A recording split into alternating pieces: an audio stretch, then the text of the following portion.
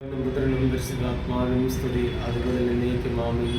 മിശിഹായിൽ 8 മണിയിലേക്ക് വിട്ടവരെ 8 നോയമ്പിലെ 5-ാം ദിവസം നമ്മുടെ ജീവിതത്തെ പൂർണ്ണമായി ദൈവത്തിലേക്ക് നമുക്ക് സമർപ്പിച്ച് പ്രാർത്ഥിക്കാം.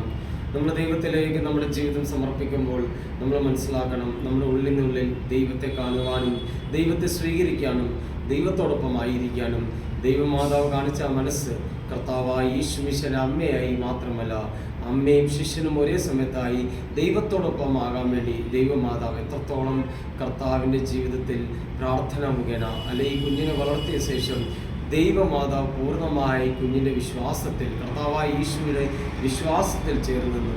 അതുപോലെ തന്നെ നമുക്കും നമ്മുടെ ജീവിതം കർത്താവായ യേശുമിശിഹായിലേക്ക് നമുക്ക് ചേർത്ത് വയ്ക്കാം. പ്രത്യേകിച്ച് 8 നോയമ്പിൽ നമ്മൾ പ്രത്യേകമായി എടുത്തിരിക്കുന്ന സുവിശേഷ ഭാഗം വിശുദ്ധ ലൂക്കോസ് എഴുതിയ സുവിശേഷം 2-ാം അധ്യായം 15 മുതൽ 20 വരെ തിരുവചനങ്ങളാണ്. രണ്ട് വാക്യങ്ങൾ നമ്മൾ ഈ സമയത്ത് നമ്മൾ ധ്യാനിക്കുന്നു. ആദ്യത്തെ വാക്യം കൃത്യമായി 15-ാം വാക്യത്തിൽ നമുക്ക് കാണാൻ സാധിക്കും. ആട്ടിടയന്മാർ കർത്താവിനെ കാണുവാൻ വേണ്ടി ഒരു യാത്ര നടത്തുന്നു. പ്രിയമുള്ളവരെ, നമ്മുടെ ജീവിതത്തിലും സത്യമായി യേശുവെ കാണാൻ വേണ്ടി ഒരു യാത്ര നമ്മൾ നടത്തണം.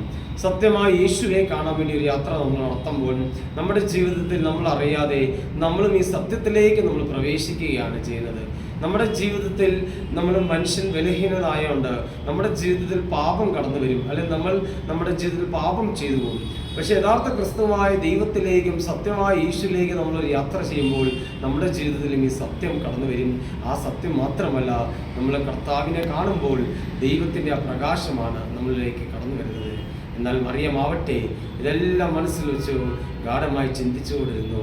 മറിയത്തിനറിയാം, എൻ്റെ പുത്രൻ ലോകത്തിൻ്റെ രക്ഷകനായ യേശുവാണ്. ഈ ലോകത്തെ മുഴുവനും പാപത്തിൽ നിന്നും എല്ലാ ശാപത്തിൽ നിന്നും എല്ലാ ബന്ധനത്തിൽ നിന്നും മാതാവിൻ്റെ ഈ പുത്രൻ യേശു രക്ഷിക്കുമെന്ന് മാതാവിനറിയാം.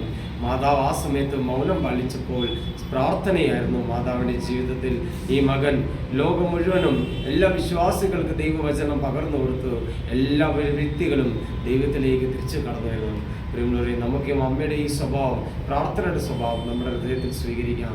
എത്രത്തോളം നമ്മൾ പ്രാർത്ഥിക്കും അത്രത്തോളം അമ്മ മാതാവിൻ്റെ കൃപാവരത്താൽ, അമ്മ മാതാവിൻ്റെ മധ്യസ്ഥതയാൽ നമുക്ക് നമ്മളെ തന്നെ സമർപ്പിച്ചുകൊണ്ട് ഈ 8 നോയമ്പ് കർത്താവിനെ കാണുവാൻ വേണ്ടി കർത്താവിൻ്റെ സത്യപ്രകാശത്തെ സ്വീകരിച്ചുകൊണ്ട് എല്ലാം പ്രാർത്ഥനയോടെ വിനയത്തോടെ നമുക്ക് ജീവിതം ഈശോയിലേക്ക് സമർപ്പിക്കാം. ദൈവം നമ്മളെ അനുഗ്രഹിക്കട്ടെ. ആമേൻ.